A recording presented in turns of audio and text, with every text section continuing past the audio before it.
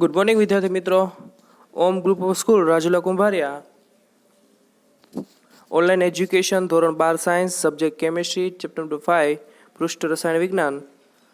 તો આજના લેક્ચરની શરૂઆત કરતાં પહેલાં આપણે ડેઇલી કરીએ એમ જ કે ચેપ્ટરનું પહેલેથી સાથે સાથે રિવિઝન પર કરતા જઈએ. આપણે ચેપ્ટર નંબર 5 શરૂ કર્યું હતું, પૃષ્ઠ રસાયણ વિજ્ઞાન. પૃષ્ઠ રસાયણ વિજ્ઞાન એટલે કે સપાટીઓ પર થતું રાસાયણિક પ્રક્રિયાઓનો જે શાખા અભ્યાસ કરે છે તેને પૃષ્ઠ રસાયણ વિજ્ઞાન કહેવાય છે. ત્યારબાદ આપણે મુદ્દો ભણ્યા અધિશોષણનો. તો અધિશોષણની અંદર કઈ બે બાબતોનો સમાવેશ થતો હતો? તો અધિશોષિત અને અધિશોષક. એની વિશે આપણે ડેફિનેશન જોઈ કે ભાઈ જેની સપાટી પર બીજા કલાના કોઈ અણુઓ છે સંક્રેદિત થતા હોય અથવા એકઠા થતા હોય તો તે સપાટી ધરાવતા પદાર્થને અધિશોષક કહેવાય, અને જે પદાર્થ પોતે સંક્રેદિત થાય છે એ પદાર્થને અધિશોષિત કહેવાય છે. અધિશોષણ, અધિશોષક અને અધિશોષિત જે બંને ભેગું થાય ત્યારે અધિશોષણ બને છે. એના અમુક એક્ઝામ્પલ પણ આપણે જોયા હતા. ત્યારબાદ આપણે આ ટોપિક જોયો હતો કે ભાઈ કોઈ ઘન પદાર્થ છે તો ઘન પદાર્થની કણો વચ્ચે પણ કાંઈક અવકાશ હોય છે. એ અવકાશમાં જે સપાટી પરના અણુઓ હોય તેને બળ, જે કંઈક આપણે કીધું હતું આકર્ષી બળ, જે કંઈક અસંતુલિત આકર્ષી બળ હતું, કારણ કે તે સંતુલનમાં હતું નહીં. જે આપણે વાત કરી હતી અહીંયા કે ભાઈ જે વચ્ચેનો પરમાણુ છે તો વચ્ચેના પરમાણુ ડાબી બાજુથી જમણી બાજુ સરખું બળ લાગે એટલે આ સંતુલિત બળ છે. એ જ રીતે ઉપરથી નીચેથી પણ સરખું બળ લાગે એટલે કેવું છે? સંતુલિત બળ છે. પણ સપાટી પરના અણુઓ હોય તેને ડાબી અને જમણી સાઈડથી બળ લાગે તે સંતુલિત બળ થયું, પણ ઉપરથી લાગતું નથી પણ નીચેથી લાગે છે. એટલે આ જે પરમાણુ છે તેની પાસે કાંઈક અવશેષી બળ, કાંઈક આકર્ષણ બળ હશે, કારણ કે એ કેવું છે? અસંતુલિત બળ લાગે છે અહીંયા, એટલે તે બીજા પરમાણુઓને શું કરશે? આકર્ષી શકશે ને જો સપાટી પર બેઠાડી શકે છે. એવો આપણે અભ્યાસ કર્યો હતો. ત્યારબાદ વધારે અધિશોષણ શેમાં થતું હતું? આપણને ખ્યાલ છે જેમ સપાટી વધુ મળે ઘન પદાર્થની એમ અધિશોષણ પણ શું થાય? વધારે થાય. સપાટી જેમ વધુ મળે એમ ક્ષેત્રફળ વધુ મળવાનું, ક્ષેત્રફળ વધુ મળે એમ સપાટી પરના અણુઓની સંખ્યા વધે. સપાટી પરના અણુઓની સંખ્યા વધે તો અવશેષી બળોનું માત્રા વધે. અવશેષી બળોની માત્રા વધે તો અધિશોષણ પણ વધે. એટલે આપણે એવું કીધું હતું કે ઘન પદાર્થ કરતાં જો ઘન પદાર્થનો ટુકડો લેવામાં આવે તો વધારે અધિશોષણ થાય છે. ત્યારબાદ આપણે અમુક એક્ઝામ્પલ જોયા હતા. સિલિકા જેલ છે, પ્રાણી કોલસાના અધિશોષક બહુ સારા છે. પછી આપણે મેઇન વસ્તુ જોવાની છે, બોર્ડમાં પૂછાતું આવે છે, અધિશોષણ અને અવશોષણ વચ્ચેનો તફાવત.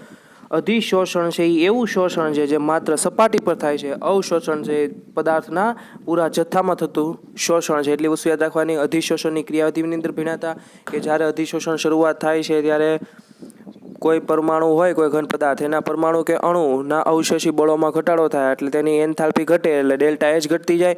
હારોહાર શું ઘટતી જાય?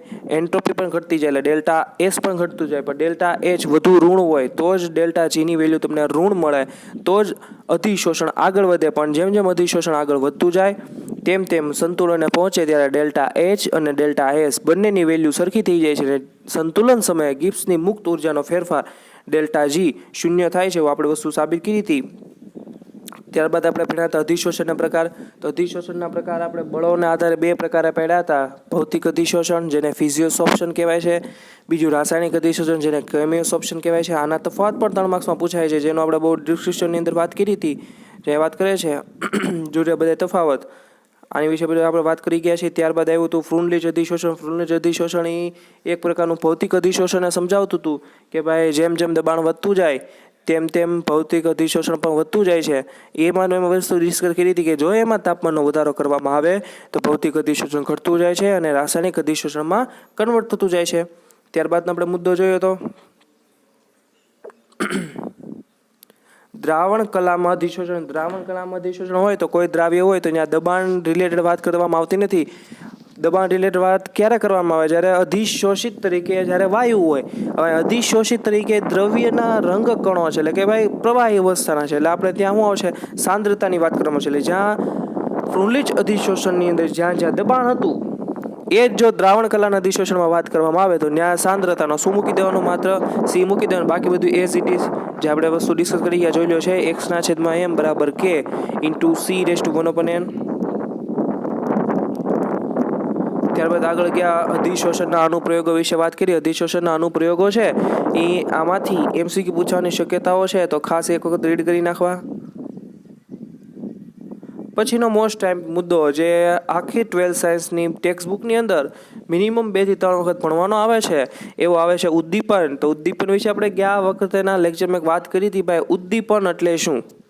તો ઉદ્દીપન એટલે કે જે વિજાતીય પદાર્થ, જે ત્રીજો કોઈ નવો પદાર્થ રાસાયણિક પ્રક્રિયામાં નો વેગ વધારે, રાસાયણિક પ્રક્રિયાનો વેગ વધારે, પ્રક્રિયકમાંથી નિપજ સુધી જવાનો સમય દર ઘટાડે, પ્રક્રિયાને અંતે મૂળ સ્વરૂપે પાછો મળે, પોતાનો જથ્થો વપરાયા વગર.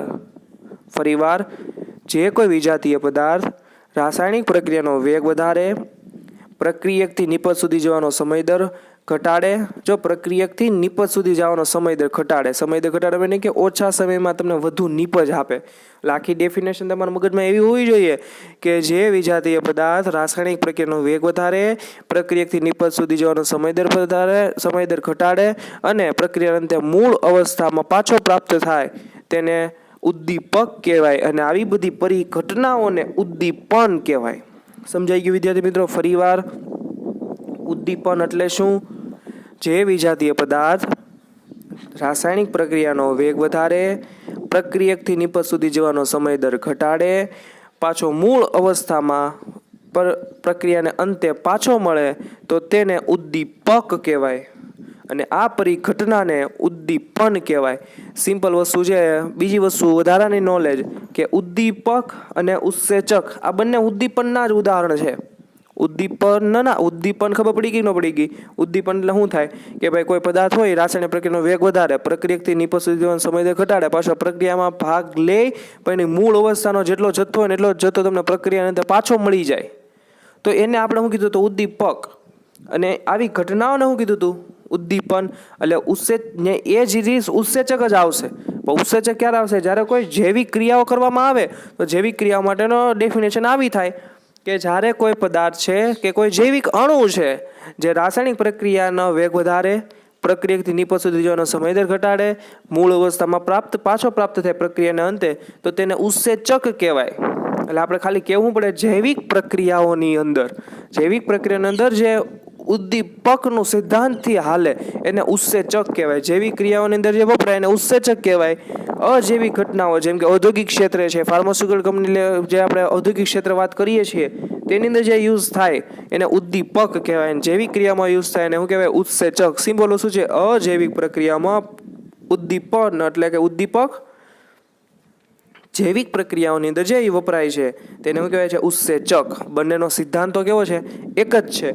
જે આપણે આગળ અભ્યાસ કરવાનો જ છે. તો ત્યારે આપણે ઉદ્દીપનની અંદર 2 પ્રકાર પાડ્યા: સમાંગ ઉદ્દીપન અને વિષમાંગ ઉદ્દીપન. જે આઈએમપી વસ્તુ છે ખાસ યાદ રાખજો. આની અંદરથી એમસીક્યુ પણ પૂછાઈ શકે છે અને બાય ચાન્સ જો થિયરી આવી જાય તો પણ બહુ સરળ થિયરી છે, તો ખાસ જોવાની છે. જોતા જઈએ એ સિવાય પહેલાં આપણે થોડુંક નાનો મુદ્દો જોઈ લે હારો પ્રવર્ધક વિશે અને વિષ વિશે. પ્રવર્ધક કોને કહેવાય? જે ઉદ્દીપકની સક્રિયતાને વધારે એને પ્રવર્ધક કહેવાય. એનો મિનિંગ કે ઉદ્દીપકને પણ હિંમત આપે ને કહેવાનો મિનિંગ આપણે દેશી લેંગ્વેજમાં સમજાવીએ કે ભાઈ એની સપોર્ટમાં હોય. શું હોય? સપોર્ટમાં. તો એને શું કહેવાય? પ્રવર્ધક. જે એની શું કહે કે તું મૂંઝામાં તારી પાછળ બેઠા તું તારે, એટલે કહેવાનો મિનિંગ છે સપોર્ટર. જે અમુકનું શું કરે? પ્રક્રિયાને વધુ આગળ ઝડપી લઈ જાય, વધુ ઝડપથી નિપજ આપે, એને શું કહેવાય છે? પ્રવર્ધક. એ જ રીતે વિષ પણ આવે જે ઉદ્દીપકની સક્રિયતાને શું કરે? ઘટાડે. એટલે સિમ્પલ વસ્તુ છે, ઉદ્દીપકની સક્રિયતાને વધારે એને પ્રવર્ધક કહેવાય, ઉદ્દીપકની સક્રિયતાને ઘટાડે એને વિષ કહેવાય. ઉદાહરણ જોયું હતું હેબર વિધિની અંદર એમોનિયા વાયુનું ઉત્પાદન કરવા માટે આપણે લોખંડના ભૂકાને ઝીણો દળેલો રાખતા હતા, એ એઝ અ ઉદ્દીપક વાપરતા હતા. પણ જો એની સામે પ્રવર્ધક મૂકવો હોય તો આપણે મોલીબ્લેડે મૂકતા હતા. એટલે ખાસ યાદ રાખજો, હેબર વિધિની અંદર પ્રવર્ધક તરીકે વપરાતો વિજાતીય પદાર્થનું નામ જણાવો તો શું આવશે? મોલીબ્લેડમ. અને તમને એમ કે ઉદ્દીપકનું નામ જણાવો તો શું આવશે? લોખંડનો દળેલો ભૂકો અથવા ઝીણો કરેલો લોખંડનો ભૂકો અથવા તો એફીનો ભૂકો. હવે આગળ જઈએ. આ એમપી વસ્તુ છે સમાંગ અને વિષમાંગ ઉદ્દીપન. બહુ સરળ ડેફિનેશન છે, ખાસ યાદ રાખજો. ડેફિનેશન આવડી ગઈ તો એને એક્ઝામ્પલ પણ ઇઝીલી તમને સમજાઈ જશે અને બહુ સરળ ડેફિનેશન છે. સ્ટાર્ટ કરવા જઈએ આપણે. ઉદ્દીપન વિશાળ રૂપે 2 સમૂહમાં વહેંચી શકાય છે. પહેલો સમૂહ એને ડિવાઈડ કર્યો છે સમાંગ ઉદ્દીપન. સમાંગ ઉદ્દીપન કોને કહેવાય? જ્યારે પ્રક્રિયકો નિપજો અને ઉદ્દીપક એક જ કલામાં હોય. અહીંયા બુકમાં આપણે મિસ્ટેક તો ન કહી શકીએ, પણ જો ડેફિનેશન તમારે 100% સમજવી હોય તો નિપજો છે એ સિમ્પલ વસ્તુ છે. નિપજો છે એ છેલ્લું સ્ટેપ છે ને, પ્રક્રિયાનું સૌથી છેલ્લું સ્ટેપ શું છે? નિપજો. એટલે ખાસ જ્યારે તમે પ્રક્રિયા જોવા જાઓ તો બે વસ્તુ અગત્યની જોવાની, આ ઉદ્દીપન સમાંગ માટે અને વિષમ માટે. ભાઈ પ્રક્રિયકો અને ઉદ્દીપકો. નિપજોનો વાત આપણે ક્યારે કરશું? પછી કરશું, કારણ કે નિપજ તો પછીની વસ્તુ છે ને, છેલ્લે મળશે. એટલે ખાસ તમારે ડેફિનેશન મળ્યું તો ડેફિનેશન આવી કહેવાય કે જ્યારે પ્રક્રિયકો અને ઉદ્દીપકો એક જ કલામાં હોય, એટલે કે એની અવસ્થા કેવી હોય? એક. ભાઈ મારી પાસે પ્રક્રિયકો પ્રવાહી અવસ્થામાં છે તો ઉદ્દીપક કેવી અવસ્થામાં હોવો જોઈએ? પ્રવાહી અવસ્થામાં. ભાઈ મારી પાસે પ્રક્રિયકો ઘન અવસ્થામાં છે તો ઉદ્દીપક પણ કેવી અવસ્થામાં હોવો જોઈએ? ઘન અવસ્થામાં. જો આવું બને કોઈ રાસાયણિક પ્રક્રિયાની અંદર તો એ રાસાયણિક પ્રક્રિયા છે શેની અંદર સમાવેશ કરવામાં છે? તો એ સમાંગ ઉદ્દીપનનું એક્ઝામ્પલ થયું. ફરીવાર, જ્યારે પ્રક્રિયકો અને ઉદ્દીપકો એક જ કલા એક જ અવસ્થામાં હોય ત્યારે પ્રક્રમને સમાંગ ઉદ્દીપન કહેવામાં આવે છે. સમાંગ ઉદ્દીપનના કેટલાક ઉદાહરણો તમને આપ્યા છે કલામાં કીધું, એટલે કે પ્રવાહી અથવા તો વાયુ. એનો મિનિંગ અહીંયા સોલિડ અવસ્થાની વાત કરવામાં આવશે નહીં. સૌથી પહેલું એક્ઝામ્પલ ખાસ યાદ રાખજો. તમારે જો થિયરી લખવાની થાય, આમાંથી 3 માર્ક્સનો ક્વેશ્ચન પૂછાતો આવે છે અવારનવાર, તો પ્રશ્ન કંઈક આવો પૂછાઈ શકે કે ઉદ્દીપન એટલે શું? ઉદ્દીપનના પ્રકાર આપી સમજાવો. તો 3 માર્ક્સનો ક્વેશ્ચન હોય તો ઉદ્દીપનની ડેફિનેશન આપવાની, એની અંદર પ્રવર્ધક અને વિષ વિશે વાત કરવાની, ત્યારબાદ સમાંગ ઉદ્દીપનની ડેફિનેશન આપો, સમાંગ ઉદ્દીપનનું એક એક્ઝામ્પલ આપી સમજાવો, એ જ રીતે વિષમાંગ ઉદ્દીપનની ડેફિનેશન આપો અને એનું એક એક્ઝામ્પલ આપી સમજાવો. તો આમાંથી તમારે જો થિયરી પૂછાતી હોય તો તમારે એક રાસાયણિક પ્રક્રિયા કરો તો ચાલે, પણ આમાંથી બાય ચાન્સ MCQ પૂછાઈ શકે છે. તો આપણે તમારે એક વખત તો આ બધી જ રિએક્શન ઉપર નજર પડી જવી જોઈએ કે ભાઈ કઈ રિએક્શન છે, કઈ ઉદ્દીપક છે, એ કેવો છે, સમાંગ છે કે વિષમાંગ, જે આપણે MCQ માટે રીડ કરવાનું છે. પણ જો તમારે થિયરિકલ માટે રીડ કરવું હોય, પાકું કરવું હોય, તો આમાંથી તમે એની ડેફિનેશન અને ગમે તે એક એક્ઝામ્પલ કરી શકો છો. આગળ જોઈએ. એક્ઝામ્પલ આપ્યું છે લેડ ચેમ્બર વિધિમાં, જે પ્રક્રમનું નામ છે આખું, લેડ ચેમ્બર વિધિ. કેમ આપણે હેબર વિધિ છે? એમ શું છે? લેડ ચેમ્બર વિધિમાં સલ્ફર ટ્રાયોક્સાઇડમાં ઓક્સિજન સાથેનું ઉદ્દીપન નાઇટ્રોજનના ઓક્સાઇડની હાજરીમાં ઓક્સિડેશનથી થાય છે. એટલે કહેવાનો મિનિંગ છે સલ્ફર ડાયોક્સાઇડનું ઓક્સિજન સાથેની પ્રક્રિયા નાઇટ્રોજન ઓક્સાઇડની હાજરીમાં કરતા સલ્ફર ટ્રાયોક્સાઇડ મળે છે. આ સલ્ફર ટ્રાયોક્સાઇડ મળ્યો કોના કારણે મળ્યો? તો ભાઈ આ ઉદ્દીપકના કારણે. આ ઉદ્દીપક એટલે નાઇટ્રોજન ઓક્સાઇડ. હવે આ એક્ઝામ્પલ શું કામ સમાંગ ઉદ્દીપનનું છે તેને આપણે જોવા જવાની કન્ડિશન હતી. પ્રક્રિયકો અને ઉદ્દીપક ની કલા કેવી હોવી જોઈએ? સમાન. એટલે જો સલ્ફર ડાયોક્સાઇડની કલા ગેસિયસ, ઓક્સિજન વાયુની કલા ગેસિયસ, નાઇટ્રોજન ઓક્સાઇડની અવસ્થા ગેસિયસ. તો જો આની અવસ્થા પણ ગેસ છે, આની અવસ્થા પણ ગેસ છે અને આની અવસ્થા પણ ગેસ છે. એટલે આ એક્ઝામ્પલ થયું. એ એક્ઝામ્પલ શેનું થયું? સમાંગ ઉદ્દીપનનું થયું. આવડી ગયું વિદ્યાર્થી મિત્રો? સિમ્પલ વસ્તુ કીધું છે. પ્રક્રિયકો સલ્ફર ડાયોક્સાઇડ અને ઓક્સિજન અને ઉદ્દીપક નાઇટ્રિક ઓક્સાઇડ બધા જ કેવા છે? એક જ કલામ. જો આ વિદ્યાર્થી મિત્રો મેં તમને કીધું, જો અહીં ક્યાંય નિપજની વાત કરી નહીં, કારણ કે નિપજ છે એ પ્રક્રિયાનો છેલ્લો પાર્ટ છે. એટલે આપણે ખાસ જો ડેફિનેશન સમજવી હોય તો આપણે ડેફિનેશન આવી જ આપીએ છીએ કે જ્યારે પ્રક્રિયકો અને ઉદ્દીપકની કલા એક હોય અથવા તેની અવસ્થા એક હોય તો તેવા પ્રક્રમને સમાંગ ઉદ્દીપનના પ્રક્રમો કહેવામાં આવે છે.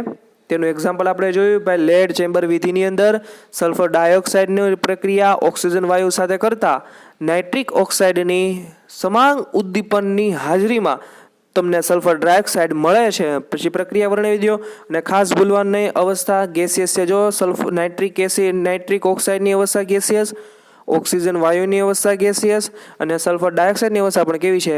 ગેસિયસ છે. એટલે ત્રણેયની અવસ્થા કેવી છે? સરખી છે. એટલે આ એક્ઝામ્પલ શેનું થયું? સમાંગ ઉદ્દીપનનું થાય છે. એ જ રીતે આગળ જઈએ. બીજું એક્ઝામ્પલ આપ્યું છે HCl વડે પૂરા પાડવામાં આવતા ઉદ્દીપક H+. કારણ કે HCl છે એસિડ છે, હાઇડ્રોક્લોરિક એસિડ. હાઇડ્રોક્લોરિક એસિડમાંથી હંમેશા આપણને શું મળે? H+ છૂટો પડતો હોય છે, H+Cl-. એટલે HClમાંથી પૂરો પાડવામાં આવતો H+ની હાજરીમાં મિથાઇલ એસિટેટનું શું કરે છે? જળ વિભાજન. મિથાઇલ એસિટેટ આપણને ખબર છે એસ્ટરનો ભાગ છે. જો CH3 COO CH3 plus H2O HCl ની હાજરીમાં પ્રક્રિયા કરવામાં આવી તો તમને એસિટિક એસિડ અને મિથેનોલ મળે છે. એસિટિક એસિડ એટલે કે ઇથેનોઇક એસિડ પ્લસ શું મળે છે? મિથેનોલ. તો અહીંયા તમે જોવા જાઓ તો અવસ્થા કેવી છે મિથાઇલ એસિટેટની અવસ્થા છે. આનું બીજું નામ થાય મિથાઇલ ઇથેનોએટ લિક્વિડ. H2O ની અવસ્થા લિક્વિડ. HCl ની અવસ્થા લિક્વિડ. તો જુઓ પ્રક્રિયકો એટલે મિથાઇલ એસિટેટ અને પાણી બંનેની અવસ્થા કેવી છે? પ્રવાહી અવસ્થા છે. જ્યારે ઉદ્દીપક તરીકે કામ કરતો HCl એની અવસ્થા પણ કેવી છે? પ્રવાહી. એટલે બંનેની અવસ્થા સરખી છે. એટલે આ ઉદાહરણ પણ શેનું થયું? સમાંગ ઉદ્દીપનનું થયું. એ લખ્યું છે બંને પ્રક્રિયકો એટલે કોણ? મિથાઇલ એસિટેટ અને પાણી. અને ઉદ્દીપક એટલે કોણ? HCl. કેવા છે? એક જ કલામાં છે. એટલે તમારે જો થિયરી લખવાની થાય તો બંને પ્રક્રિયા લખવાની જરૂર નથી, ગમે એક પ્રક્રિયા વર્ણવી શકો. પણ બાય ચાન્સ MCQમાં વસ્તુ પૂછાઈ ગઈ કે ભાઈ HCl વડે મિથાઇલ એસિટેટનું જળ વિભાજન કરવાની પ્રક્રિયા કેવા ઉદ્દીપનની છે? સમાંગ કે વિષમાંગ? તો આપણને ખબર હોવી જોઈએ કે મિથાઇલ એસિટેટનું જળ વિભાજન જો HCl સાથે કરવામાં આવતું હતું તો એ સમાંગ ઉદ્દીપનનું એક્ઝામ્પલ હતું. એટલે એક વખત તો આની પાછળ નજર પડી જવી જોઈએ. આગળ અભ્યાસ કરવા જઈએ. આપ્યું છે સલ્ફ્યુરિક એસિડ દ્વારા પૂરા પાડવામાં આવતા H+. સલ્ફ્યુરિક એસિડ એ ખબર છે એસિડ છે H2SO4. તો એમાંથી પણ આપણને H+ આયન છૂટો પડતો હોય છે. એટલે સલ્ફ્યુરિક એસિડ તરીકે ઉદ્દીપક લીધું એમાંથી શું પૂરો પડે છે? H+ આયન. જે ક્યાં યુઝ થાય છે? ખાંડનું જળ વિભાજન કરવામાં. એટલે પ્રશ્ન એવો પૂછાય ખાંડનું જળ વિભાજન કરવા માટે વપરાતો H2SO4 કેવા ઉદ્દીપનની અંદર સમાવેશ કરવામાં આવે છે? તો આપણે પ્રક્રિયા જોવા જઈએ. દ્રાવણ લીધું છે ખાંડનું જળ વિભાજન કીધું છે. ખાંડનું એને દ્રાવણ લીધું છે. જો વાત ખાંડ એટલે સુક્રોઝ એટલે C12 H22O11 જળ વિભાજન કર્યું H2O ની હાજરીમાં H2SO4 સાથે H2SO4 ની હાજરીમાં તમને મળે છે ગ્લુકોઝ અને ફ્રુક્ટોઝ. પણ અહીંયા જોવા જાવ આપણે દ્રાવણ લીધું એટલે કેવું ફોર્મ હોય? જલીય ફોર્મ હોવાનું. એકવીસ ખાંડનું દ્રાવણ લીધું છે એટલે એમાં પાણી તો હોવાનું ને. એટલે અહીંયા એક ક્યુ એટલે 21 પ્રવાહી અવસ્થા જ મેન્શન કરે છે. 21 એટલે જલીય ફોર્મ થયું જેની અંદર પાણીમાં બનાવેલું ફોર્મ એને શું બોલે? 21. સેમ પાણી તો ખબર છે કેવી અવસ્થા? પ્રવાહી એટલે કેવું છે? લિક્વિડ પોતે છે ને પ્રવાહી છે, બીજું કંઈ મિશ્રણ નથી. એટલે અહીંયા ખાલી લિક્વિડ લખ્યું છે. આમાં તો શું છે? પાણી અને ખાંડનું મિશ્રણ છે એટલે આને 21 બોલ્યા. એ જ રીતે H2SO4 પણ કેવું લીધું? પ્રવાહી અવસ્થા. તો આ 21 છે એ પણ પ્રવાહી અવસ્થા જ કહેવામાં આવે છે. પ્રવાહી અવસ્થા એટલે ખાંડ પણ પ્રવાહી અવસ્થામાં છે. ખાંડ આપણને ખબર છે ખાંડનું દ્રાવણ પ્રવાહી અવસ્થામાં હોય એટલે ત્યાં ખાંડનું દ્રાવણ લીધું છે એટલે પ્રવાહી અવસ્થા. H2O પણ પ્રવાહી અવસ્થા અને ઉદ્દીપક H2SO કેવી અવસ્થા છે? પ્રવાહી અવસ્થા. પ્રક્રિયકો અને ઉદ્દીપકો બંનેની અવસ્થા એક છે. એટલે આ ઉદાહરણ પણ શેનું થયું? સમાંગ ઉદ્દીપનનું થયું. પ્રશ્ન આવો કંઈક પૂછાતો હોય છે ખાંડનું જળ વિભાજન કરવા માટે વપરાતો ઉદ્દીપક H2SO4 કેવા પ્રકારનો ઉદ્દીપક છે? તો કેવો આવે? સમાંગ ઉદ્દીપક. કીધું છે અહીંયા બંને પ્રક્રિયકો અને ઉદ્દીપકો એક જ અવસ્થામાં છે. આગળ જઈએ. વિષમાંગ ઉદ્દીપન. હવે તમને વિષમાંગ ઉદ્દીપન આરામથી આના પરથી આવડી ગયું હોય કે જે રાસાયણિક પ્રક્રિયાની અંદર પ્રક્રિયકો અને ઉદ્દીપકોની અવસ્થા એક હોતી નથી, એટલે કે તેની અવસ્થા સરખી હોતી નથી, તેને શું કહેવાય છે? વિષમાંગ ઉદ્દીપન. કહેવાનો મિનિંગ સિમ્પલ છે કે ભાઈ પ્રક્રિયકો હોય એની અવસ્થા ફોર એક્ઝામ્પલ ઘન હોય તો ઉદ્દીપકની અવસ્થા ઘન હોવી જોઈએ નહીં. પછી પ્રવાહી હોય તોય ભલે ને વાયુ હોય તોય ભલે. એ જ રીતે માની લો કે ઉદ્દીપકની અવસ્થા પ્રવાહી છે તો ઉદ્દીપકની અવસ્થાની વાત કરીએ. ઉદ્દીપકની અવસ્થા પ્રવાહી છે તો પ્રક્રિયકોની અવસ્થા પ્રવાહી હોવી જોઈએ નહીં. તો એ સિમ્પલ વસ્તુ થઈ ગઈ. જોઈએ ફરીવાર. એવા ઉદ્દીપન પ્રક્રમને શું કહેવાય છે? પ્રક્રિયા. જેમાં પ્રક્રિયા આવી ગઈ ને વિદ્યાર્થી મિત્રો, જો નિપજનો ક્યાંય ઉલ્લેખ કર્યો નહીં. એટલે જ મેં કીધું હતું નિપજ છે પ્રક્રિયાની અંતની વાત છે, એને આપણે આની સાથે ઇન્ક્લુડ કરશું નહીં. ડેફિનેશન સમજવી હોય તમારે 100% તો પ્રક્રિયકો અને ઉદ્દીપકોની સાથે જ લઈને સમજવી જોઈએ. એટલે લખ્યું છે કે એવા પ્રક્રમો, એવી પ્રક્રિયાઓ કે જેની અંદર પ્રક્રિયકો અને ઉદ્દીપકો જુદી જુદી કલા એટલે કે અવસ્થા એટલે કે ફેઝ આપણે કહીએ ઘન, પ્રવાહી ને વાયુ જુદી જુદી હોય તો વિષમાંગ ઉદ્દીપન કહે છે. વિષમાંગ ઉદ્દીપકના કેટલાક ઉદાહરણો તમને નીચે આપ્યા છે. જેમ તમને સમાંગના 3 આપ્યા હતા એમ જ વિષમાંગના આપ્યા. કીધું તું એમ કે જો 3 માર્ક્સમાં થિયરી પૂછાય તો વિષમાંગની ડેફિનેશન આપો, એનું એક એક્ઝામ્પલ આપી દો એટલે પૂર્ણ થતું હોય છે. આગળ જઈએ. પેલું ઉદાહરણ આપ્યું છે પ્લેટિનમ ની હાજરીમાં, એટલે પ્લેટિનમ ઉદ્દીપક થઈ ગયો. ની હાજરીમાં સલ્ફર ડાયોક્સાઇડનું સલ્ફર ટ્રાયોક્સાઇડમાં ઓક્સિડેશન. જો ઓલું લેડ ચેમ્બર વિધિ હતી, યાદ રાખજો. લેડ ચેમ્બર વિધિમાં નાઇટ્રિક ઓક્સાઇડ હોય ઉદ્દીપક તરીકે, એની પાછું સમાંગ હતો. અહીંયા એ જ વસ્તુ છે, પ્રક્રિયકો એ જ છે, સલ્ફર ડાયોક્સાઇડ અને ઓક્સિજન. પણ અહીંયા ઉદ્દીપક બદલી ગયો. પ્લેટિનમ ધાતુ આવી ગઈ. પ્લેટિનમ ધાતુ હોય, ધાતુ હંમેશા કઈ અવસ્થા ધરાવે? સોલિડ. એટલે લખ્યું છે સોલિડ અવસ્થા. તો અહીં જોવો તમે, પ્લેટિનમ છે ઉદ્દીપક છે, કઈ અવસ્થા ધરાવે? ઘન અવસ્થા. પ્રક્રિયકો બંને કેવી અવસ્થા ધરાવે છે? ગેસિયસ એટલે કે વાયુ અવસ્થા.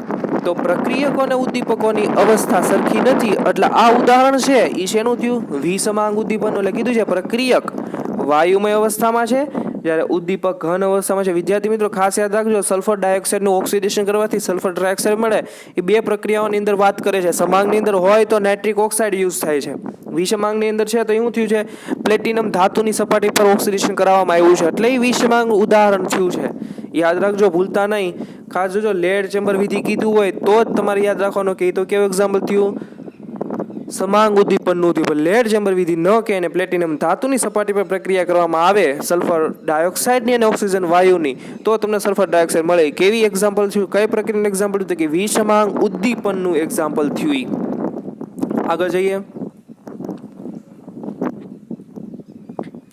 મોસ્ટ ટાઈમ મુદ્દો છે, અવારનવાર એમસીક્યુ પૂછાતો આવે છે, આપણે ઘણી વખત ડિસ્કસ પણ કરી ગયા છીએ. હવે જોઈએ, હેબર વિધિમાં ઝીણા કરેલા આયન એટલે કે Fe લોખંડની હાજરીમાં ડાયનાઇટ્રોજન અને ડાયહાઇડ્રોજનનું સંયોગીકરણ થી આપણને શું મળે છે? એમોનિયા વાયુ મળે છે. જે કીધું છે આપણે ભણી ગયા હેબર વિધિની અંદર, એમોનિયા મળે. એમોનિયા કેમ મળે? ડાયનાઇટ્રોજન વાયુ પ્લસ 3 મોલ હાઇડ્રોજન વાયુનું રિએક્શન કરવામાં આવે. લોખંડના ઝીણો કરેલો ભૂકો એટલે Fe. લોખંડ એ કઈ અવસ્થા છે? ધાતુ છે, એટલે લોખંડની અવસ્થા પણ કેવી હોય? ઘન હોવાની.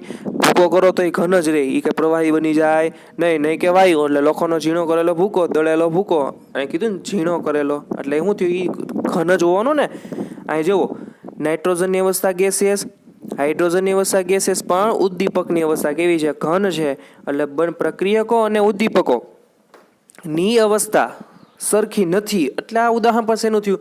વિષમાંગ ઉદ્દીપનનું થયું. એટલે ખાસ યાદ રાખજો કે હેબર વિધિની અંદર મેળવવામાં આવતો એમોનિયા ની અંદર વપરાતો ઉદ્દીપક Fe કેવા પ્રકારનો ઉદ્દીપક છે? સમાંગ ઉદ્દીપક, વિષમાંગ ઉદ્દીપક, ઉત્સેચક કે એક પણ નહીં તો કેવો આવશે? વિષમાંગ ઉદ્દીપક.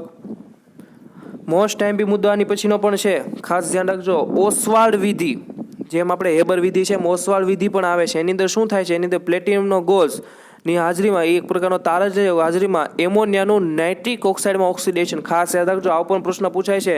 ઓસ્વાલ્ડ વિધિની અંદર વપરાતો ઉદ્દીપક પ્લેટિનમ ગોઝ કેવા પ્રકારનો ઉદ્દીપક છે? તો વિષમાંગ પ્રકારનો ઉદ્દીપક છે. એ સિવાય તમને આવું પણ પૂછાય છે કે એમોનિયાનું નાઇટ્રિક ઓક્સાઇડમાં ઓક્સિડેશન ની અંદર વપરાતો ઉદ્દીપક જણાવો. તો હું આવે પ્લેટિનમ. તમારા ઉદ્દીપક પણ યાદ રાખવાના છે વિદ્યાર્થી મિત્રો. ઉદ્દીપક પણ પૂછાય છે કે ભાઈ ઓસ્વાલ્ડ વિધિની અંદર વપરાતો વિષમાંગ ઉદ્દીપક જણાવો, તો હું આવે પ્લેટિનમ. એવો પણ પ્રશ્ન પૂછાય છે, હેબર વિધિની અંદર વપરાતો વિષમાંગ ઉદ્દીપક જણાવો, તો ત્યાં શું આવશે? Fe નો ઝીણો કરેલો ભૂકો. આવું બધું પણ તમારે યાદ રાખવાનું છે. આ બધું વસ્તુ એમસીક્યુ માટે છે, જે એમાંથી ગમે ત્યાંથી એમસીક્યુ પૂછાઈ શકે છે. બોર્ડની અંદર ટેક્સ્ટ બુકની બહારનો એક પણ મુદ્દો, એક પણ વર્ષ પૂછાતો નથી. એટલે ખાસ જોજો, આવા સામાન્ય ક્વેશ્ચન છે તમારા મગજમાં હોવા જોઈએ. એમોનિયા વાયુ લીધો પ્લસ એનો ઓક્સિડેશન કરો, ઓક્સિજન વાયુ લીધો. આની અવસ્થા ગેસિયસ છે, ઓક્સિજન વાયુની અવસ્થા ગેસિયસ છે. ઉદ્દીપક તરીકે વપરાતો પ્લેટિનમ ગોઝ, એની અવસ્થામાં કેવી છે? સોલિડ. એટલે પ્રક્રિયકો અને ઉદ્દીપકો ની અવસ્થા સરખી નથી. એટલે એનું ઉદાહરણ થયું વિષમાંગ ઉદ્દીપનનું લખી છે પ્રક્રિયકો વાયુ અવસ્થામાં છે, જ્યારે ઉદ્દીપક ઘન અવસ્થામાં છે. એટલે આ પ્રક્રિયાનું ઉદાહરણ પર શેમાં સમાવેશ કરવામાં આવે છે? વિષમાંગ ઉદ્દીપનની અંદર.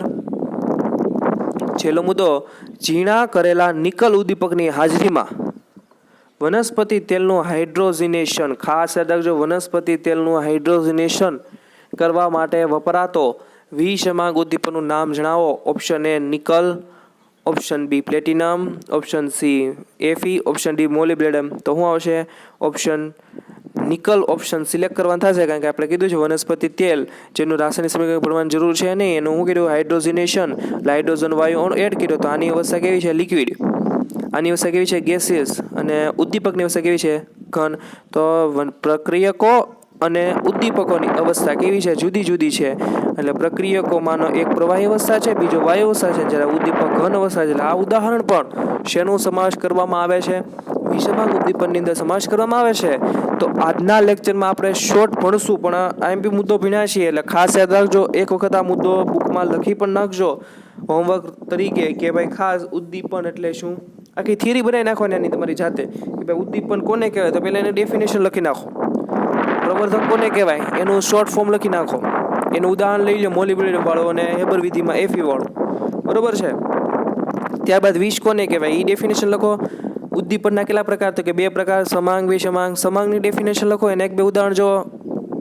તમારી નજર બધા પોઈન્ટ પર પડી જવી જોઈએ, કારણ કે ગમે એ પોઈન્ટમાંથી એમસીક્યુ આવી શકે. એટલે એ જ રીતે વિષમાંગની ડેફિનેશન લખો અને એની એક થિયરી લખી નાખો. જ્યારે થિયરી લખો છો એ થિયરિકલ ક્વેશ્ચન છે, જે તમારે થિયરી કેટલી લખવી એના પર ડિપેન્ડ હોય છે.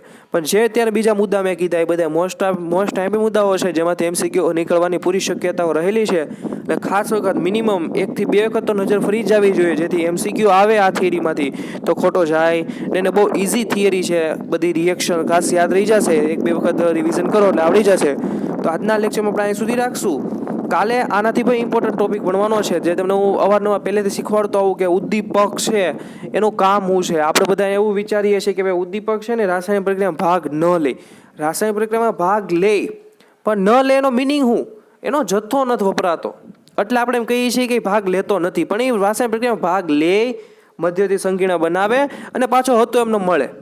એટલે આપણે કાલે એનો ડિફરન્સ સમજવું ભાઈ કઈ રીતના ભાગ લે છે. તમને હું અવારનવાર એક એક્ઝામ્પલ આપીને શીખવાડતો હોય છે. ભાઈ એ પ્રક્રિયક, બી પ્રક્રિયક, સી ઉદ્દીપક. તો પેલા ગમે તે એક પ્રક્રિયક સાથે ઉદ્દીપક જોડાય, મધ્યવર્તી સંકીર્ણ બનાવવા. માની લો એ પ્રક્રિયક સાથે જોડાય તો એ બોન્ડ સી મધ્યવર્તી બને.